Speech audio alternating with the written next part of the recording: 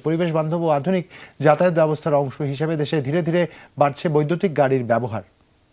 এই ধারায় বাংলাদেশের বাজারে এমআরএম ভেঞ্চার্স লিমিটেডের উন্মোচন করলো নতুন বৈদ্যুতিক গাড়ি রেঞ্জ রোভার এবং গাড়িটিতে রয়েছে দ্বৈত জ্বালানি সুবিধা।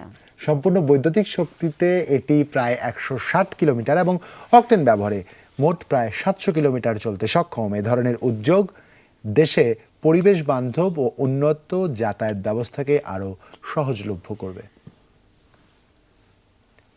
আমরা যে গাড়িটা দেখছি মূলত এটি বাংলাদেশে রেঞ্জার রিভ এই শিরোনামে গাড়িটি বাজারে এসছে। রেঞ্জার রিভ গাড়িটি বৈদ্যুতিক এবং জীবাশ্ম জ্বালানি অকটেনের মাধ্যমেও চালানো সুযোগ রয়েছে। মোট বৈদ্যুতিক এক চার্জে 160 কিলোমিটার এবং জীবাশ্ম জ্বালানি অকটেনের ব্যবহারের ফলে কিন্তু আরো 700 কিলোমিটার।